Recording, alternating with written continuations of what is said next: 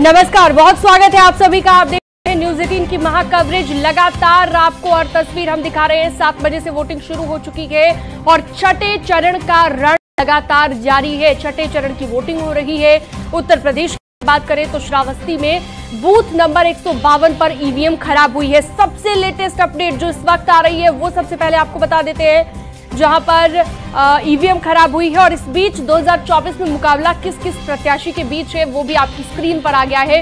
वो भी आप देख पा रहे हैं कि किन किन दिग्गजों के बीच आज का ये चुनावी रण है। तो लगातार महा कवरेज न्यूज़ 18 पर जारी है और इसी बीच श्रावस्ती से बड़ी खबर, बूथ नंबर 152 पर ईवीएम खराब हुई है। बूथ 152 पर अभी तक मतदान ही शुरू नहीं हो पाया। बूथ पर मतदाताओं की लंबी लंबी कतारें लगी हुई हैं। तो ये बड़ी खबर इस वक्त हम आपको बता रहे हैं। आज उत्तर प्रदेश की भी 14 सीटों को लेकर वोटिंग हो रही है। ऐसे में श्रावस्ती की बात करें, यहां पर अभी तक मतदान ही शुरू नहीं हो पाया है। अखिलेश कुमार संवाददाता न्यूज़ 18 हमारे साथ जुड़ चुके हैं। अखिलेश, क्या वजह है ईवीएम खराबी के पीछे? क्या बताया गया अभी तक? क्या जानकारी आपको मिल पाई है? और कहा जा रहा है कि अभी तक मतदान ही शुरू नहीं हो पाया। 7 बजे से अब 8 बजे तक का वक्त हो गया है।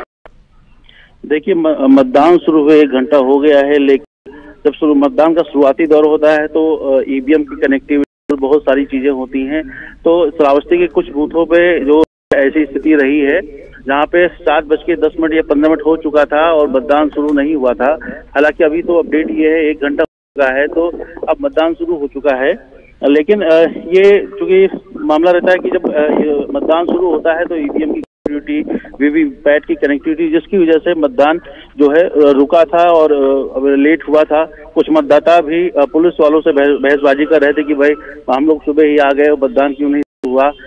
तो पुलिस ने उनको समझाया है और उसके बाद अभी जो अपडेट है, अब मतदान शुरू हो गया है। ये बूथ नंबर 152 का मामला श्रावस्ती में। हालांकि अब मतदान जो है सुचारू तौर पर चल रहा है और हर बूथ पे लंबी लाइन लगी हुई है मतदाताओं की। जी, यानी कि अब मतदान यहाँ पर शुरू हो गया है। बहुत शुक्रिया तमाम जानकारी विस्तार से देने के लिए अखिलेश कुमार।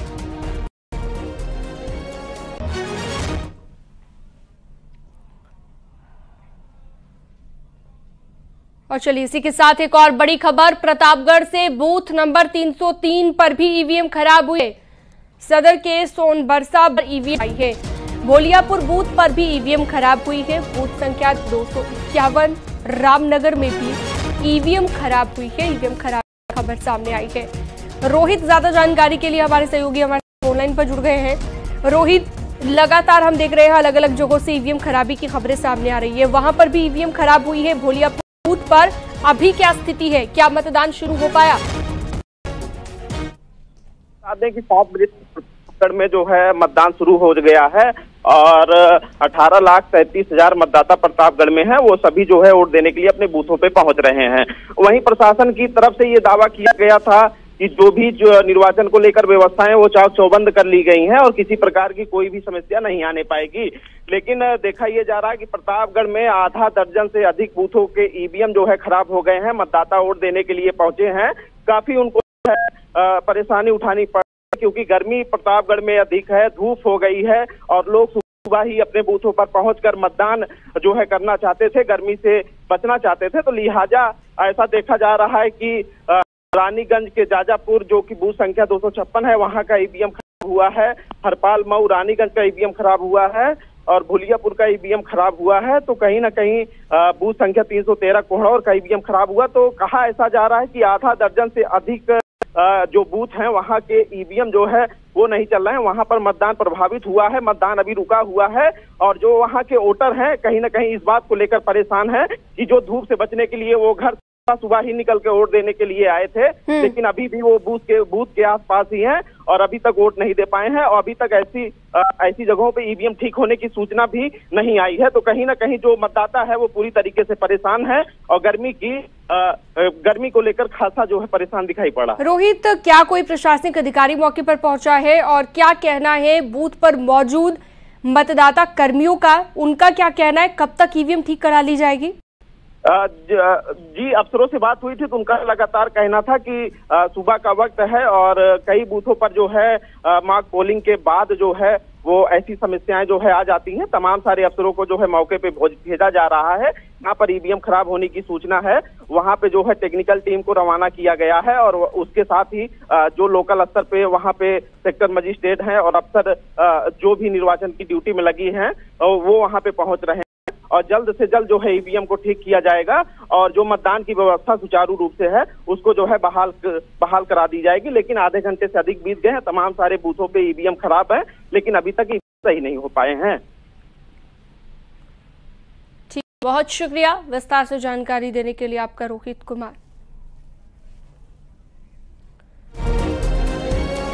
अलग अलग जगहों से हमारे रिपोर्टर हमारे साथ जुड़ चुके हैं, हमारे संवाददाता जुड़ चुके हैं, उनका रुख करते हैं और सिलसिलेवार तरीके से जान लेते हैं एक लेटेस्ट अपडेट। उसके बाद हमारे गेस्ट हमारे साथ जुड़े हुए हैं, उनके पास भी चलेंगे। सबसे पहले सुल्तानपुर से राजीव सिंह हमारे साथ जुड़े हैं, जौनपुर से संकेत मिश्रा, संत कबीर नगर से रामगोपाल द्विवेदी और इसके अलावा भारतीय जनता पार्टी के प्रमोद मिश्रा हमारे साथ मौजूद है। सौरभ मालवीय जी राजनीतिक विश्लेषक हमारे साथ मौजूद है। आपके पास भी मैं आऊंगी, लेकिन सबसे पहले एक लेटेस्ट अपडेट जल्दी से ले लेते हैं राजीव सिंह से। राजीव, कौन से बूथ नंबर पर आप मौजूद हैं, कौन सा बूथ है ये? क्या यहाँ पर हम कह सकते हैं कि किसी रुकावट के मतदान चल रहा है पारदर्शी तरीके से और कितना उत्साहित है मतदाता आज 5वें चरण के रण को लेकर? देखिए, यकीनन सीनम इस वक्त मैं सुल्तानपुर के जीआईसी इंटर कॉलेज मतदान केंद्र पर खड़ा हूं, जहां पर आप देख सकते हैं कि सैकड़ों की संख्या में लोग सुबह से ही मतदान कर रहे हैं और लगातार मतदान करने के लिए पहुंच रहे हैं। सुल्तानपुर में 1991 मतदेय स्थल बनाए गए हैं और यहां पर बीजेपी कद्दावर नेता मेनका गांधी और इंडिया गठबंधन के राम भुवाल के बीच एक दिलचस्प मुकाबला देखने को मिल रहा है और लगातार यहाँ पर जो वोटिंग का सिलसिला है वो जारी है। यहाँ पर कुछ लोग मौजूद हैं जिनसे हम बात करें। किन मुद्दों को लेकर आप लोग वोट कर रहे हैं? कि मुद्दे तो जो भी चल रहे हैं बहुत सही चल रहे हैं। हाँ। जो भी किया जा रहा है बहुत बढ़िया हो रहा है। विकास हुआ है? विकास बिल्कुल हुआ है। हाँ। सब दिखाई दे रहा है। हाँ। सीनम, ये 80 लोकसभा सीट में एक खास खासियत है कि यहाँ पर मेनका गांधी लगातार सांसद रही हैं। इससे पहले वरुण गांधी सांसद रहे हैं और यहाँ पर मेनका गांधी को माताजी यानी कि माँ के रूप में जाना जाता है, उनको माँ के रूप में दर्जा मिला है। ऐसे में कुछ लोग हमारे साथ और मौजूद हैं, उनसे हम बात करेंगे। क्या माहौल है चुनाव का, क्या देखने को मिल रहा है? यहाँ पे मुद्दों के आधार पे चुनाव लड़ा जा रहा है। अब यहाँ पे महंगाई, बेरोजगारी और विकास, सुरक्षा और राष्ट्रीय हित देखते हुए मतदाता यहाँ पे मताधिकार कर रहे हैं। अब देखने वाली बात यह होगी कि अंडर करंट है या लहर है या राष्ट्रवाद विकास का मुद्दा हावी होता है। अब ये तो मतगणना के बाद पता चलेगा, लेकिन यहाँ पे मतदान अच्छे तरीके से हो रहा है। क्या लगता है यहाँ पर कुछ विकास काम हुआ है पिछले 5 सालों? बिल्कुल हुआ है। यहाँ पे आप देखेंगे। और चलिए आजमगढ़ अपने दर्शकों को अभी ये चलते हैं। अलाउद्दीन हमारे साथ जुड़े हुए हैं। अलाउद्दीन, दिनेश लाल यादव निरहुआ और धर्मेंद्र यादव चुनावी मैदान में है। यहाँ पर किस तरह की फाइट देखने को मिल रही है और मतदाता जो पहुंचे हैं उनके जहन में क्या मुद्दे हैं, किन मुद्दों को लेकर वोट किए जा रहे हैं? अलाउद्दीन जी हाँ, बिल्कुल। आजमगढ़ में 2 लोकसभा क्षेत्र हैं, आजमगढ़ खुद, एक लालगंज।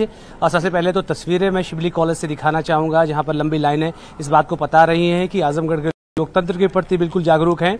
हालांकि हमने पश्चिम से लेकर के अब पूर्व की तरफ इलेक्शन आ गया है। कई जगहों पर लाइनों को टूटते हुए, बिखरते हुए भी देखा। सुबह के वक्त बहुत ज्यादा लोगों में जोश नहीं था, लेकिन जोश और लोगों के अंदर जो तमाम लंबी लाइनें लगी हुई हैं, ये बात बता रही हैं कि लोगों में उत्साह बहुत ज्यादा है। आजमगढ़ का जो पूरा मामला है, क्योंकि जो इलेक्शन हुआ था उस बाई इलेक्शन में, क्योंकि धर्मेंद्र यादव चुनाव हार गए थे और ऐसे में एक बार फिर से 15 महीनों के बाद ही इलेक्शन एक बार फिर से हो रहा है। स्थानीय सहयोगी अभिषेक मुझे ज्वाइन कर रहे हैं और डिटेल में बताएंगे कि आजमगढ़ का राजनीतिक और भौगोलिक परिदृश्य क्या है और ये सीटें राजनीतिक तौर से कहती क्या। अभिषेक, क्या देख पा रहे हैं जब से इलेक्शन अनाउंस हुआ है? आपके यहाँ बाई इलेक्शन में हुआ, 2 बड़े चेहरे हैं, किस तरह का इलेक्शन जा रहा है और क्या मुद्दे मुख्य हैं? निश्चित तौर पे आजमगढ़ के चुनाव की बात करने के पहले आजमगढ़ के मिजाज और यहाँ के लोगों को समझना पड़ेगा। आजमगढ़ हमेशा से चौंकाने वाला परिणाम दिया है, चाहे वो बाई इलेक्शन रहे हो, चाहे मेन बॉडी के चुनाव रहे हो। मैं बात कर रहा हूँ जब से चुनाव यहाँ पर अस्तित्व में आया है, लगातार यहाँ पे 22 चुनाव हो चुके हैं, जिसमें से अब तक 14 यादव और 4 माइनॉरिटी के कैंडिडेट को चुनाव जीत कामयाबी मिली है। बात करें यहाँ की जाति समीकरण, जाति समीकरण आजमगढ़ में हमेशा आजमगढ़ में भी आपने देख लिया कि लंबी लंबी कतारें लगी हुई है, मतदाता पहुंच रहे हैं वोट कास्ट करने के लिए। जौनपुर लिए चलते हैं, संकेत मिश्रा यहाँ से जुड़े हुए हैं। संकेत, किस तरह से चल रहा है मतदान? जरा तस्वीरें दिखाइए और दिखाइए वोटर्स में कितना उत्साह।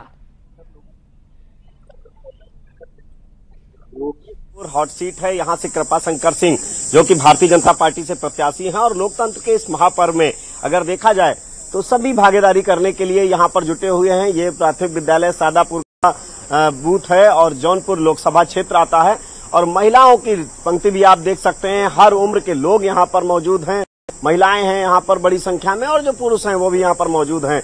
मतदान को लेकर एक उत्साह है यहाँ के लोगों में। जाहिर सी बात है कि चाहे वो महिलाएं हो या पुरुष हो, लंबी लाइन लगी हुई है और इन पंक्तियों में अपनी बारी का इंतजार कर रहे हैं। अभी चूंकि 7 बजे से शुरू हुआ है मतदान, यहाँ सुरक्षा के लिहाज से भी हम लोग दिखाएंगे कि जो तमाम सुरक्षाकर्मी हैं वो पूरी तरीके से मुस्तैद हैं और यहाँ किसी भी तरीके से कोई जो मतदान के लिए लोग आते हैं उनको किसी तरीके से कोई दिक्कत ना हो, इसकी भी पूरी तरीके से व्यवस्था है। और ज्यादा से ज्यादा मतदान कराना लक्ष्य है, चाहे वो सरकार निर्वाचन आयोग की और पूरी मशीनरी इसमें लगी हुई है कि ज्यादा से ज्यादा मतदान हो, वोटर अपने घरों से निकले और उनको मतदान स्थल पर किसी तरीके की कोई दिक्कत ना हो। और इस बार सिनेमा अगर देखा जाए जो आंकड़े हैं 5 चरणों में महिलाओं ने सबसे ज्यादा, पूरे 5 चरणों का अगर आंकड़ा लिया जाए सबसे ज्यादा मतदान के लिए निकली है। ये एक बड़ा मौका है और जाहिर सी बात है कि ये खबर भी है कि महिलाएं ज्यादा मतदान के लिए निकल रही हैं, अपने मत का प्रयोग कर रही हैं। हर उम्र के लोग हैं, दादा आ रहे हैं, इनसे बात भी करते हैं।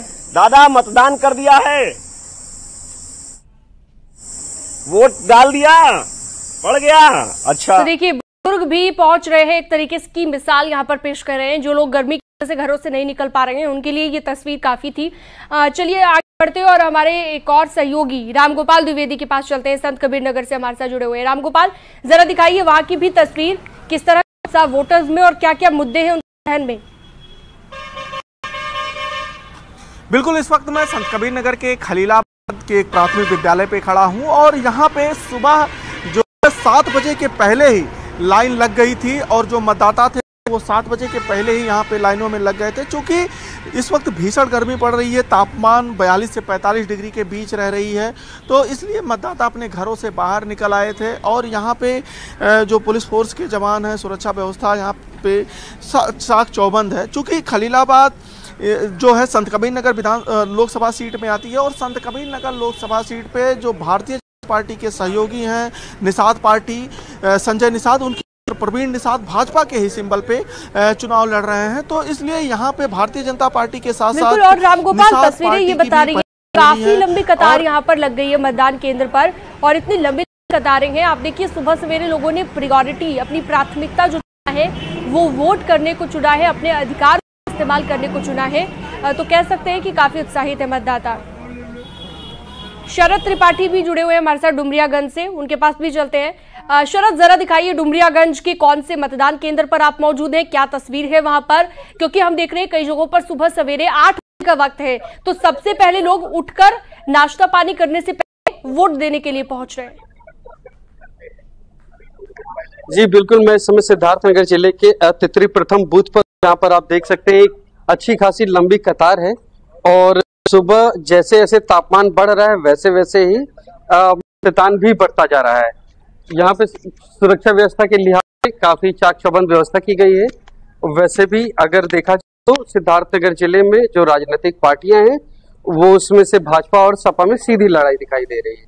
वहीं जो एक स्थानीय पार्टी राष्ट्रीय आजाद पार्टी चौधरी अमर सिंह, वो भी एक अलग फैक्टर है जो अगर उनकी तरफ झुकाव भाजपा को नुकसान पहुंच सकता है।